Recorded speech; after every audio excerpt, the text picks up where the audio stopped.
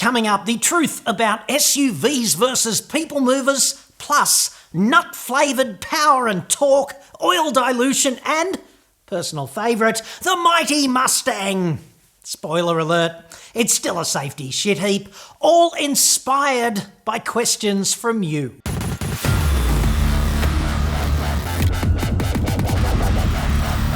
I'm John Cadogan from AutoExpert.com.au, the place where Aussie new car buyers save thousands off their next new cars. Hit me up on the website for that. We have 3 older kids: CX-9, Sorento, Santa Fe, Outlander, Skoda, Pathfinder, Kluger.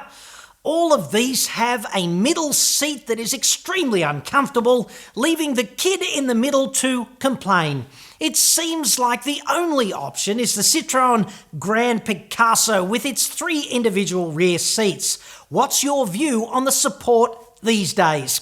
I've read that they have a new distributor.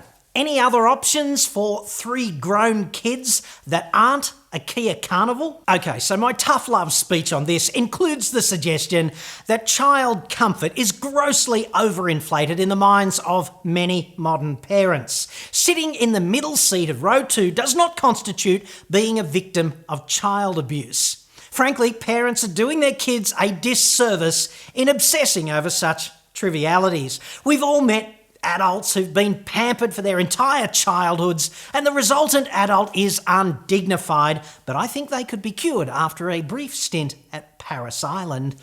Hoorah. The acid test, right? Jump in or walk home, kid, whichever you prefer. And if they jump in, well, it's really not that bad in the middle seat. Furthermore, as an engineer, I'd suggest that unless you want to make your chosen conveyance 6.5 metres long and 2.5 metres wide, then some interior spatial compromises are inevitable. And to put this in perspective, right, a Kia Sorento hatch is about 1.8 metres wide and about 4.4 long. It's notionally a small car. That's the official industry designation. Sorento is perceived as a large 7-seater, but it is in fact only 11 centimetres wider and only 45 centimetres longer. Cramming an extra seating row into that extra 45 centimetres of additional real estate is a neat trick, but it's not going to be spacious if 5 people are sitting in rows 2 and 3 with all the seats occupied. And that is the 7-seat SUV paradox. They're all like that, and Sorento is one of the better ones. CX-9 is slightly bigger, but it has a space-saver spare tyre. Kluger's okay too if you want a big, thirsty petrol V6, but Toyota remains locked into those 3-year warranties, the short service intervals, and they decline to offer Apple or Android phone integrations. Outlander's okay, but row 3 is really a joke for occasional use only. Pathfinder's a dog whose fleas have rabies, and Nissan has a hell of a lot to answer for there, but not as much as Skoda and all other Volkswagen brands. Taking the bankrupt ethics to one side, Volkswagen brands are unreliable and the support is administered by a call centre in hell. Skoda is the option for the masochist who thinks he knows better. For me, it's like Santa Fe, Sorento or CX-9. And yet, people movers are a lot better at moving people. They're bigger and they generally have better sliding side door access. People movers are about as erotic as a barbed wire enema, I know, but they do a far better job of all of the things most SUV buyers want their SUVs to do. The Grand Picasso is a sensational design exercise, but unfortunately, Citroen is a basket case in Australia. It doesn't have critical mass, anorexic sales, terrible resale, poor support, and tragic reliability. Perhaps the new Shitsville distributor can turn things around, but I would be disinclined to breath hold between now and when that occurs, if it does. The best people mover you can buy here in Shitsville is the Kia Carnival. It's 30-odd centimetres longer than Sorento and about 10 centimetres wider and a lot more versatile at moving people, as well as safer in row 3 by virtue of having full-length head-protecting side curtain airbags. 4 adults can sit in the rear of a Carnival comfortably and safely. I did a full report detailing the specific advantages there. Click the link on your screen, sort of up there on a desktop, for my latest review on that. I know you said, don't recommend Carnival, right? But that is nuts. It's like not taking the best gun to a shootout. Carnival's an 8-seater, but it works better when it's configured as a 7-seater.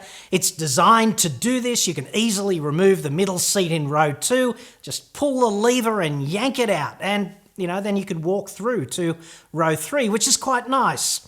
Carnival was recently updated as well. New 8-speed transmission, stiffer body, new suspension tune, so it's even better now. 7-year warranty, excellent support. We're getting solid discounts on new Carnival too. And now, nuts.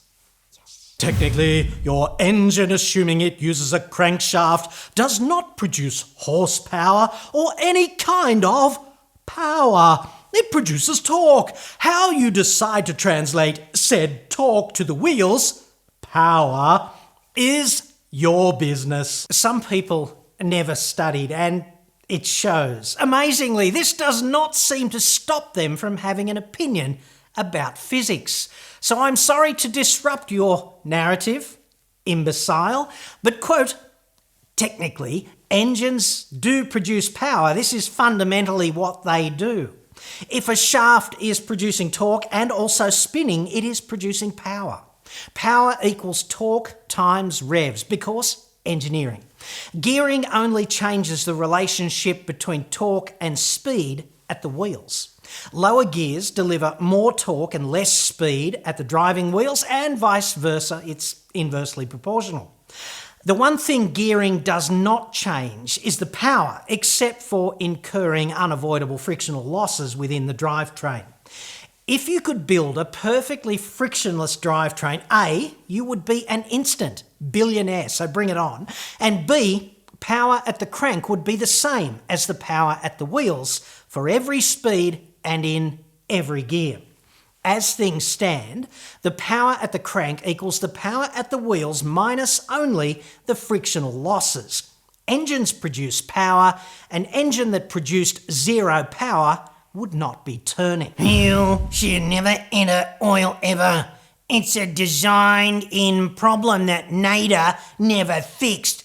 It's planned obsolescence. It's a disaster. These two elements should never meet. That's an unfortunate, unqualified and unwinnable argument. Ipso facto, they meet every day in every engine that turns and burns. Some fuel blows past into the crankcase. The more short trips and cold starts that you do, the more this is going to happen. Modern diesels even have an engine control ECU calibration reset point for oil dilution, where the technician who changes your oil is supposed to reset the oil dilution point to 0 so the ECU can make informed decisions about when to regenerate the particle filter. Oil dilution is not a disaster, it's a manageable cost of doing business within set limits. One of the main reasons why a regular highway drive is a really good idea on every car is it helps evaporate off any fuel dissolved into the sump oil. Water too, because there's quite a bit of that from time to time if you do those short trips. And if you cannot do that, what you've got to do is change your oil more frequently. This guy is a moron. Where did you get your info? Ford Mustang fanboys, so profoundly butthurt, you can set your clock by it.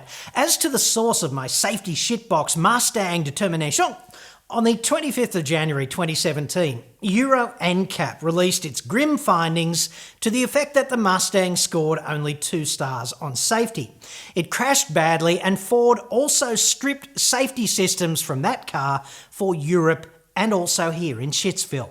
The Secretary General of Euro NCAP said Ford did not expect Euro NCAP to test the Mustang and chose not to fit safety technology in Europe, which is available to its American customers and available on several other sports cars. There was a substantial public backlash following that scandal, mostly from dissatisfied Mustang owners. Ford in Shitsville went into full damage control mode in their uniquely retarded way, and after some time, Ford added the driver assistance systems.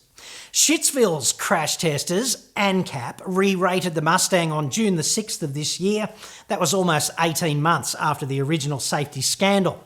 This time around, it got only 3 stars. It's a muscle car that still crashes like a whiny little biatch, basically. Structurally, however, the revised Ford Mustang is identical to the Mustang we originally rated, meaning it still falls short of our expectations. That was James Goodwin from ANCAP. Cutting right to the chase, therefore, Mustang is a cool-looking, awesome muscle car that remains a safety shit heap today because the design is fatally flawed. In a crash, it offers, at best, third-rate protection. Ford cannot fix that without a big-time engineering makeover. Get over it, butthurt Mustang fanboys. Too bad you are moving away from auto topics, which you were good at. In this video, you sink to making vitriolic comments about the US administration. Not that I will change anything, but I unsubbed you to express my dismay. Dear idiot, there's a difference between vitriol and satire, and I advise you to look it up. I like Retardistan, but as with Shitsville, there are aspects of the Retardistani machinations, both internally and externally, that are just gagging to be bent over and exploited. Unsubing and letting me know, well, that's just such a gay thing to do. The dignified course of action is just don't watch anymore. Go out and get your back sack and crack waxed instead. Let your hair down. Live a little. Fuck me, you talk out your ass with such conviction that 30 seconds in I got tired listening to your whiny backwoods Aussie drivel. Fuck off my YouTube feed, you retarded Antipodean wanker. Awesome. It's always nice to finish the show on a high note. Thank you so much for letting me know. Mission accomplished. Another happy customer who went out in search of outrage and found it. Yes! Glad to be of service. I'm John Cadogan. Like most creators, some days I feel kind of worthless, like I'm getting nowhere, accomplishing nothing, not helping anyone or achieving anything. And then I get a message like this and I realise it is worthwhile after all. This episode is dedicated to haters everywhere. You know who you are, the most engaged audience members of all. Love me a good hater. Thanks for watching.